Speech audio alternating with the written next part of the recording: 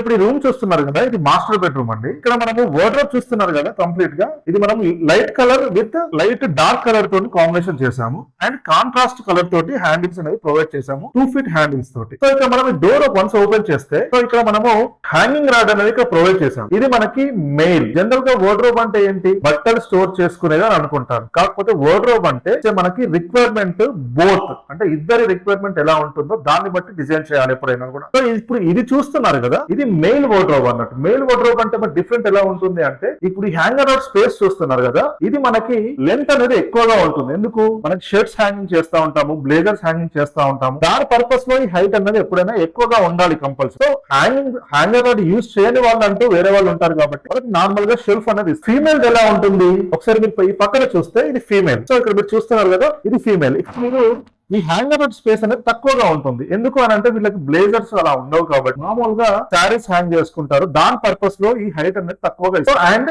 Easy access గురించి, main ఎప్పుడైనా blazer కొంచెం మనం పైకైనా వేస్తారు కానీ లేడీస్ కొంచెం కంఫర్ట్ ఉండాలి కాబట్టి ఈ హైట్ అనేది వాళ్ళ కంఫర్ట్ ప్రకారం డిజైన్ చేసామన్నమాట. ఈ పైన మనం కొంచెం రేర్ స్టోరేజ్ అనేది యూటిలైజ్ చేసుకుంటారు. దాని ద్వారా ఈ వార్డ్రోబ్ అనేది మనకి ఫీమేల్ అండ్ మేల్ కాన్సెప్ట్ లో డిజైన్ చేయడం జరిగింది. సో హ్యాండిల్స్ కూడా చూస్తున్నారు కదా, వన్స్ ఈ హ్యాండిల్స్ పైన లాఫ్ట్ లో కూడా మీకు డిఫరెంట్ హ్యాండిల్స్ ప్రొవైడ్ చేయడం జరిగింది. సేమ్ టైం ఇక్కడ విండో కింద ఒక సిట్ అవుట్ కూడా ప్రొవైడ్ చేయడం జరిగింది, ఇంక్లూడింగ్ కింద స్టోరేజ్ తో పాటు.